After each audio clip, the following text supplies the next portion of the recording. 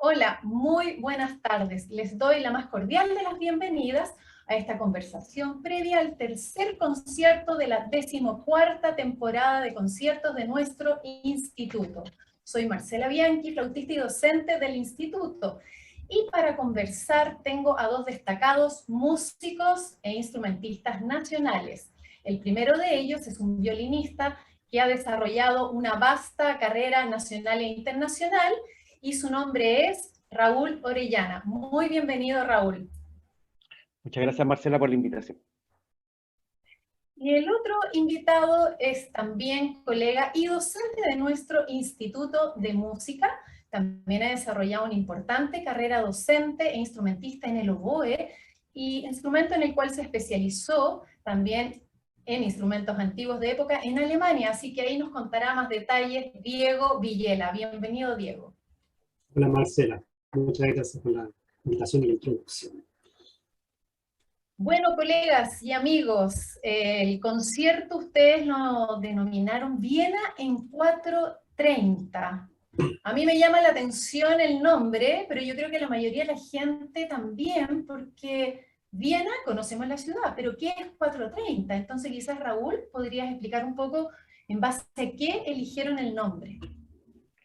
Sí, bueno, buenas tardes a todos. La verdad es que esto tiene una directa referencia con el pitch con el que se interpreta generalmente la música clásica, la música del periodo clásico. Está tomado directamente de los instrumentos de viento, así que este realmente es un argumento que entiende mucho mejor Diego, en el sentido que la reconstrucción histórica ha dado también paso a entender que hay distintas alturas. No existe solo el 415, como por ejemplo se suele entender el periodo barroco, sino que incluso dentro del barroco se puede encontrar el 390, el 415, el 430, 440 y 460 incluso, dependiendo del lugar geográfico. Y esto porque, haciendo una reconstrucción histórica, también utilizamos los instrumentos que se ocupan en la época, y este es la altura del la que se utilizaba en este periodo. Eso Esa es sería la... interesante que lo desarrolláramos, ya que tú le diste la pasada a Diego, Me tiró la pelota, pero desarrollar, sí, fue un claro, pase ahí podemos encantado. conversar el Por tema del favor, digo. speech, que mucha gente no tiene Encantado. claro, claro, y mucha gente no tiene claro lo que se refiere a eso, porque estamos acostumbrados a escuchar 440, pero escuchamos ahora 430, entonces, ¿qué diferencia real significa?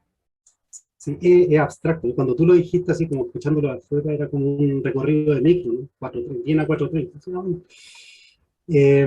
Y tiene que ver con lo que decía Raúl, ¿no? Con esta afinación base en la que se decide que todos van a tocar juntos en algo, ¿ya?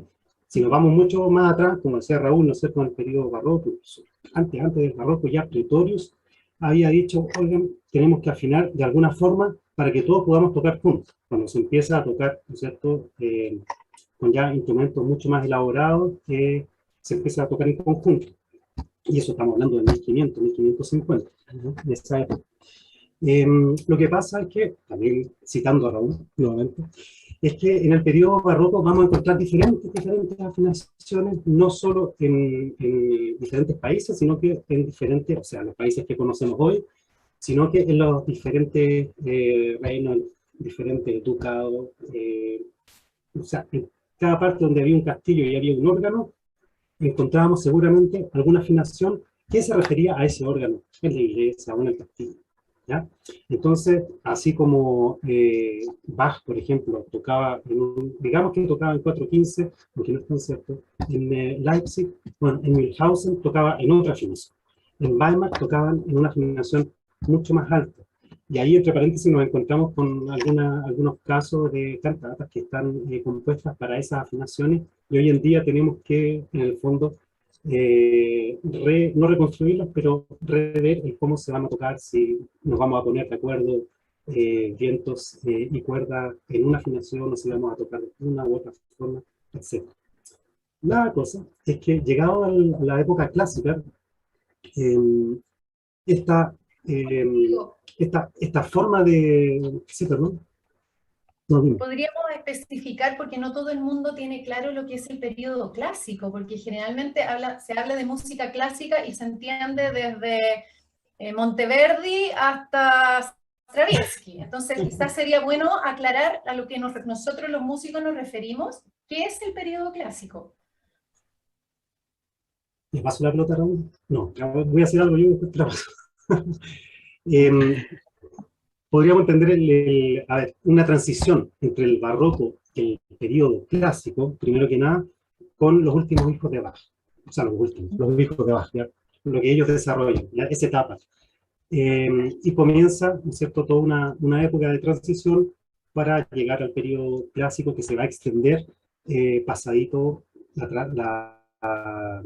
el periodo de Beethoven, ¿ya? O sea, empezado Beethoven y todo eso, para hacer algo, una visión desde los compositores. Sí, estamos hablando más o menos finales del 1700, 1770 e inicios del 1800, más o menos. En realidad el periodo clásico fue un periodo bien cortito, en comparación, súper corto, en comparación con el periodo barroco y el romántico. Es como que del barroco se dieron una vuelta y volvieron en realidad a lo que estaban.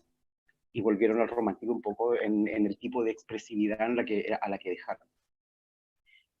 Y en ese contexto, tú, Raúl, como instrumentista de cuerda, podrías contar también las diferencias de los instrumentos en sí, porque todo el mundo conoce un violín, el violín moderno, ¿no es cierto?, con su arco, pero resulta que en el barroco teníamos otro arco, tú mismo acabas de corregirme antes de que en el clásico también, y también las cuerdas eran de diferente material, entonces quizás tú podrías explayarte un poquito en eso y qué es lo que van a oír y ver después. Exacto. Sí, bueno, ese es uno de los puntos más interesantes para los músicos prácticos, en el sentido que si entran a este mundo, se van a encontrar, como bien tú dices, con otras cuerdas, sobre todo, o sea, lo más, digamos, lo que más puede provocar un cambio en la manera de interpretar es justamente las cuerdas y el arco. En el caso del concierto que hicimos junto a Diego, que es el de periodo clásico, yo toqué con un arco clásico, un arco que es un modelo justamente para este periodo de finales de 1700, que no tiene ya nada que ver con un arco barroco.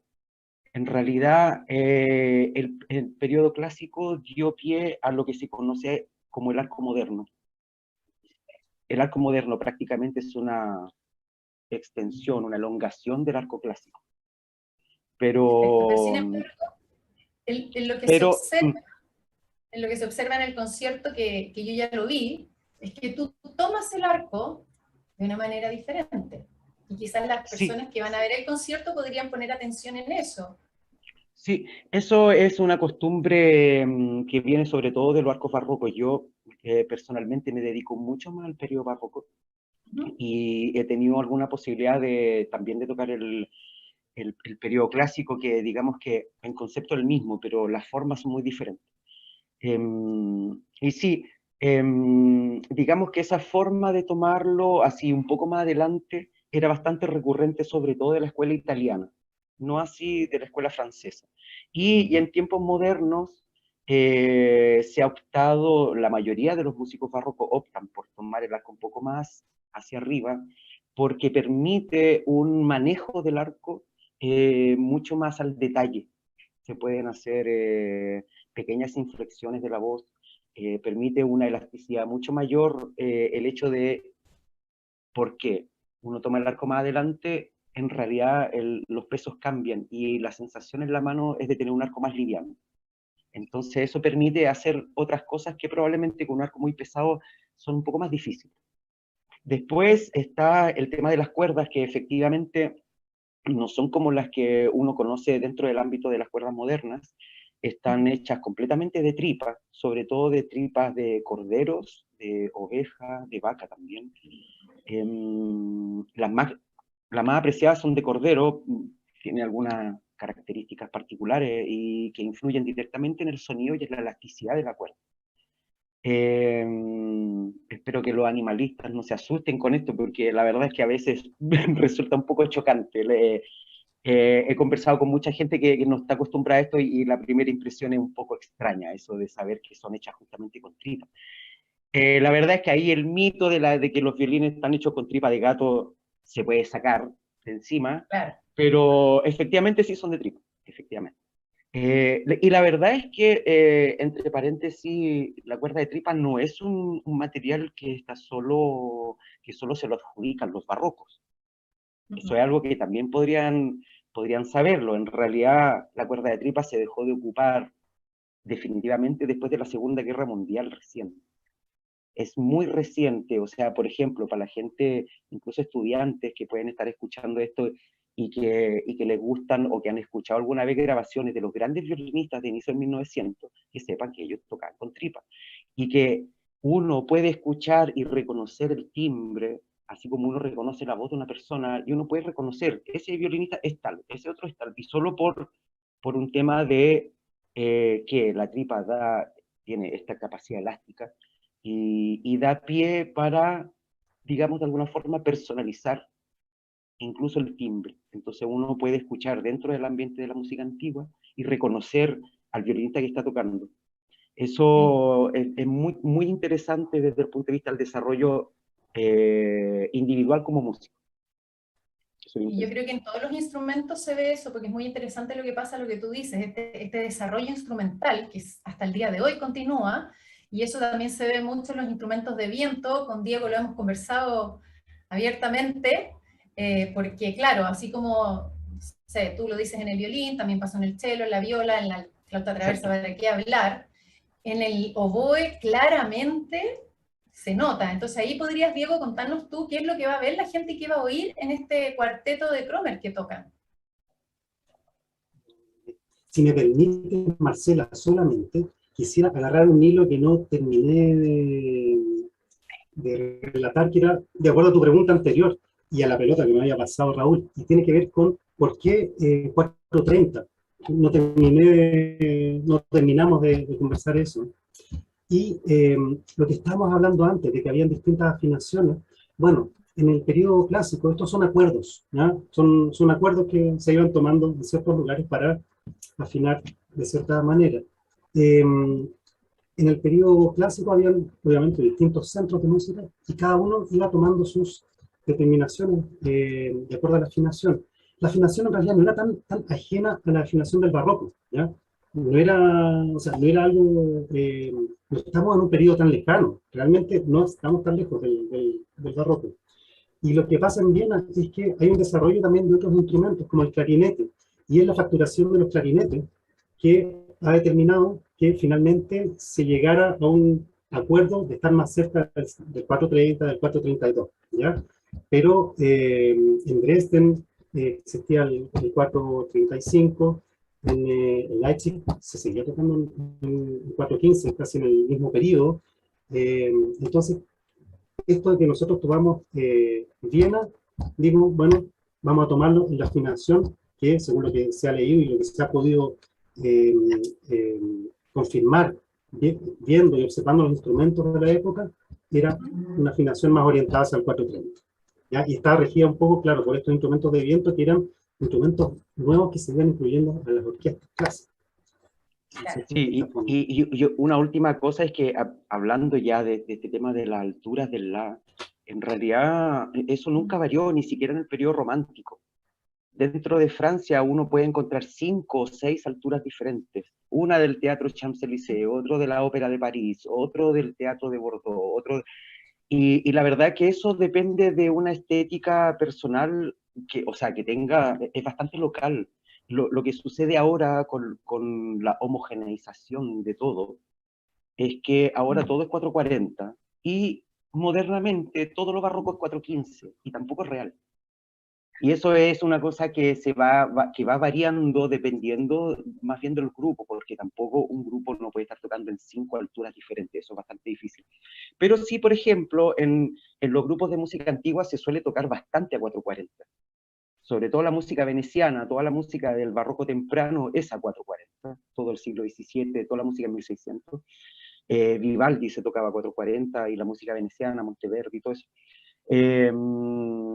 Entonces, digamos que la búsqueda es del timbre, no de una altura en particular porque sí, sino que es la búsqueda más bien de un timbre que dé una cierta expresión y también, obviamente, los instrumentos que están cortados con las alturas, como los instrumentos de viento en general, son los que más obligan acerca de los pitches.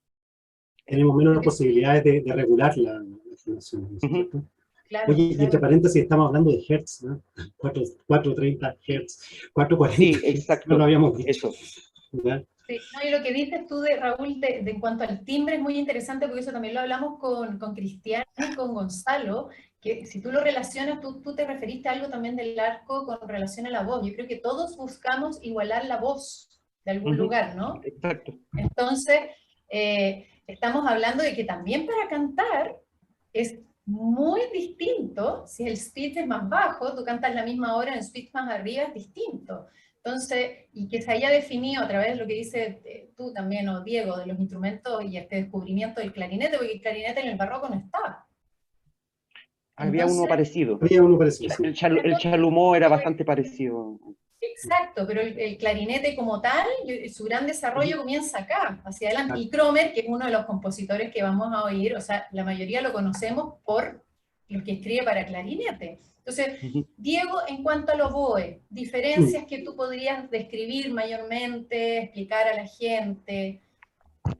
Mira, voy a hacer una pequeña introducción. Es re interesante ver que desde el nacimiento del oboe, no moderno, pero del oboe barroco, ya, cuando se empieza a conocer cuando ya se conoce el oboe como tal, en su forma, ¿no? Hasta que lo conoce Mozart han pasado 70 años, ¿ya? Más o menos. Desde que existe el oboe moderno, que es el que vemos hoy día en la orquesta, ¿ya? Hasta hoy en día han pasado 140, más o menos 145 años, ¿ya? ¿Qué quiere decir eso? Que es re interesante ver cómo en un periodo mucho más corto hubo un desarrollo de la música, pero impresionante, y desarrollos del timbre, y hubo cambios, ¿no es cierto?, relativos a lo que se estaba componiendo y lo que se necesitaba para esas composiciones. Entonces hay un desarrollo del instrumento muy distinto. En el oboe moderno, ahí también nos muestra que ha sido todo un periodo que se ha dedicado en gran parte a tocar músicas que no son del periodo, ¿no es cierto? Porque han usado el mismo instrumento durante un periodo muy, muy grande. En cuanto al oboe clásico, hay que hacer la diferencia con el oboe barroco, en que el oboe clásico viene a ayudar a este instrumento, entre comillas, a poder cantar mucho más fácil en las octavas superiores, ¿ya? Hay sonoridades distintas en el periodo clásico, hay orquestas que son, que demandan que los vientos pasen también a veces por sobre la cuerda. Ya los vientos no están haciendo, cuando hacen tutti, solo doblando la cuerda, sino que están haciendo voces importantes. Para hacer estas voces importantes, entonces, necesitamos colores de instrumentos que uno pueda reconocer detrás de los violines, ¿ya? O que puedan jugar de otra manera con la cuerda. Entonces, el oboe clásico, digamos, viene a va a cambiar la cámara interna, ¿no es cierto?, del instrumento para producir una sonoridad mucho más brillante en relación a la del oboe barroco. Aquí, miren, les voy a mostrar. Este sería un oboe clásico, es una réplica de un oboe de un fabricante de Dresden, ¿ya? Del último periodo del clasicismo. En realidad el oboe clásico que conoció Mozart y Haydn no tenía tantas llaves. Este tiene 7 llaves. El oboe clásico de Mozart y Haydn y de Kromer, en realidad, tenía solo las llaves como el oboe barroco, son las llaves más bajas. El resto no. Este es un oboe que... A diferencia del oboe moderno, que está lleno de llaves. Voy a mostrar. Este sería el oboe moderno, ¿no es cierto? Un enjambre de llaves. Y también la cámara interna del instrumento es distinta, ¿no es cierto? Esto produce un sonido mucho más penetrante, mucho más audible. Mejor proyección, digamos. Sí, es una proyección distinta. Ya el oboe clásico provoca una proyección muy distinta a la del oboe barroco. Piensa que, por ejemplo, Bach, ¿no es cierto?, usa por ahí un re sobreagudo, ¿no es cierto? Llega incluso por ahí en algunos tutis a un mi, pero tutti, o sea, uno suponía que bastante escondido detrás de la cuerda, y de una cuerda generosa. Eh, Mozart ya llega hasta un fa sobre agudo, ¿ya? En el cuarteto de Mozart. Nosotros aquí llegamos hasta un mi bemol, solista, digamos, música de cámara, ya es algo muy distinto. Sí. Y en base a lo que yo observaba y que va a ver la gente también, que te lo comenté a ti, pero quizás Raúl podría aportarnos, en este cuarteto de Cromer, nosotros cuando vemos cuartetos con instrumentos de viento, oboe, clarinete, flauta, en general imitamos la ubicación del cuarteto de cuerdas. En general, digo, ¿por qué? Violín 1, violín 2, viola y cello. Sin embargo, yo le decía a Diego que me llamó la atención ver que tú estabas, Raúl, en violín 1 y al frente estaba el oboe. Entonces, no quedó como violín segundo, porque muchas veces los flautistas hacemos eso por un tema de volumen, de proyección. Entonces, para bajar esta saturación por sobre los otros instrumentos. Sin embargo, acá fue otra la decisión, me contaron por ahí. Claro, sí. Y te contaron bien, además. Y después, bueno, después lo van a ver. Sí, claro, uno está acostumbrado ahora a ver digamos, la disposición del más agudo al más grave, así como uno lo encuentra en la cuerda justamente en una orquesta sinfónica, por ejemplo, o los cuartetos de cuerda también funcionan así. La verdad es que probablemente desde algún punto de vista uno puede considerarla una posición, digamos, a la barroca, de alguna forma. Porque, pero de alguna forma, porque el clásico tiene otra connotación. En el barroco no existe la jerarquía tan clara de que un primer violín sea superior a un segundo violín o que haga más nota o que haga más cosas. Entonces, en general, en una agrupación barroca incluso se suele optar de manera bastante recurrente que los violines estén externos y los bajos estén dentro. Eso para el conjunto funciona bastante bien porque efectivamente es la parte baja, o sea, contrabajo y violonchelo, lo que soportan todo lo que pasa arriba. Entonces, como son agrupaciones que funcionan sin director, lo importante es saber escucharse bien y tener, bueno, una complicidad fina bastante interesante. Pero sobre todo el hecho de que estén todos en contacto con el bajo. Y desde fuera, la verdad que el resultado es bastante interesante, esto de escuchar dos instrumentos agudos en estéreo y no que vengan desde una misma parte. Y eso yo creo que es lo que nosotros rescatamos, ese diálogo donde la línea del bajo y medio, o sea, violonchelo y viola, estén centrales y que los agudos estén en los extremos como una forma de dialogar también mucho más, no sé, más claramente, como un diálogo mucho más parecido, ahí mi enlace con la música barroca, al trío sonata, típica formación barroca, el trío sonata, más que al cuarteto de cuerda. Después, igual nosotros como cuarteto de cuerda dispusimos la clásica posición, porque en realidad queda bien, sobre todo porque el periodo clásico, a diferencia del barroco, tiene este carácter un poquito más individualista, acerca de que la primera voz se lleva todo. Y efectivamente las otras voces parecen ser un acompañamiento, porque en realidad en lo que realmente influyen desde el punto de vista melódico o del afecto queda más bien a la parte armónica, rítmica, pero no a la parte melódica, bastante menor. Y eso es bastante diferente como concepto. Claro, y esto se nota muy bien en los cuartetos de Haydn, eso queda clarísimo, sí. Es como que es un compositor que te lo deja bastante claro, digamos, para que la gente también empiece como a conocer, a diferencia de otros compositores. Creo que en Haydn se ve claramente lo que tú acabas de decir.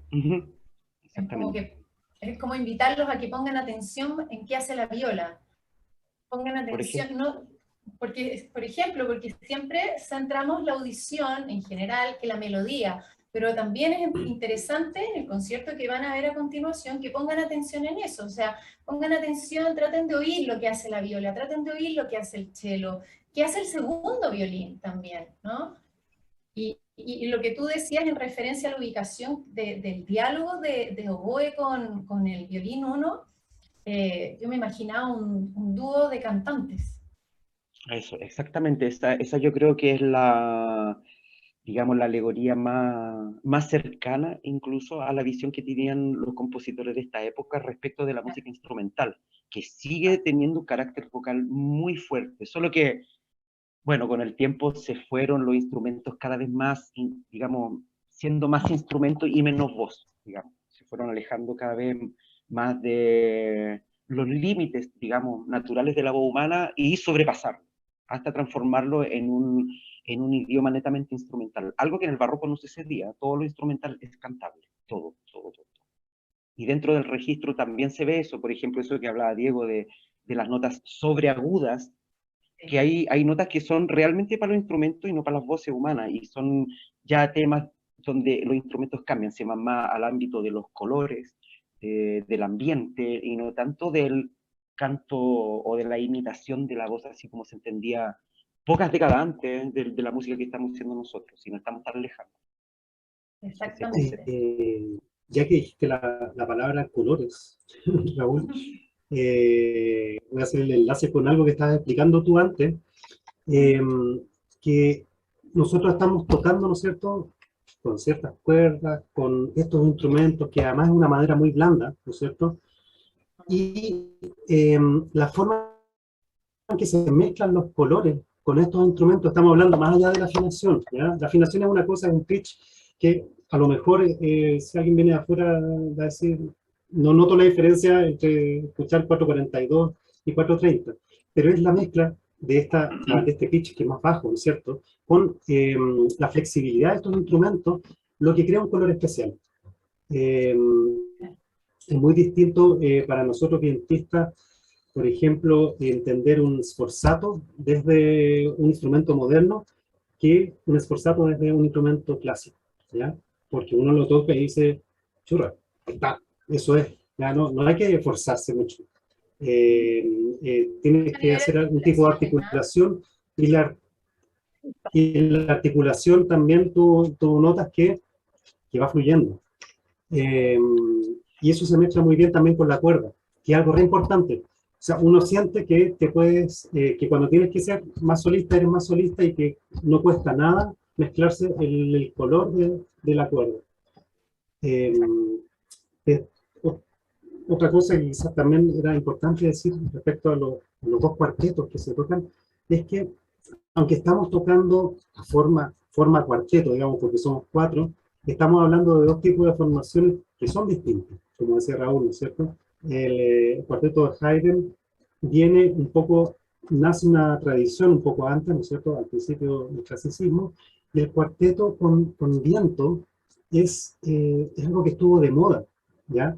Que estuvo muy de moda el cuarteto con flauta, ¿no es cierto?, tres cuerdas flauta, tres cuerdas clarinete, tres cuerdas oboe, y hubo todo un periodo, o sea, todos los compositores clásicos hicieron algo con esto, ¿ya? Era algo que realmente era parte de una moda, y era importante desarrollarlo, entonces todos desarrollaron algo al respecto, y estaban también muy ligados a ciertos intérpretes, ¿no?, ya sean las cortes, ¿no es cierto? En el caso de los oboes, muy ligado a la corte en Mannheim, en Viena, etc. Exactamente. Bueno, eso es bien interesante y yo creo que, bueno, el tema da para una tarde completa, absolutamente, pero lamentablemente estamos ya llegando al final de nuestra conversación previa. Sí, Raúl, así de rápido, si podríamos seguir conversando. Demasiado, demasiado raro. Es que es verdad lo que dice, o sea, uno entra en estos argumentos y en realidad hay muchas cosas que se pueden ir descubriendo y que se pueden ir incluso compartiendo ideas, y eso es lo bonito también del tema de la investigación. Y lo lindo es que cuando tú entras en esto del conocimiento de los instrumentos antiguos de época, como los quieras llamar, por ejemplo, aquí en la experiencia personal, yo que me he desarrollado principalmente en la flauta moderna, cuando conocí el traverso experimentándolo en clase, es que ahí tú te das cuenta de lo que ustedes decían, el timbre, la simulación de las articulaciones diferentes, y te hace todo un sentido de por qué el compositor además elige esta tonalidad para componer, o sea, no es casual, no es como que él dijo, ah, hoy día quiero escribir en, qué sé yo, la menor, por decirte el ejemplo, que es el clásico de la partita de Bach, que se toca siempre en flauta. Entonces tú dices, no, porque, qué sé yo, el sol sostenido sale, tiene otro color, hay notas que son más oscuras, ¿no? Entonces es maravilloso, o sea, insisto, podríamos estar muchísimo rato más, pero yo creo que esto ayuda a que las personas que van a oír el concierto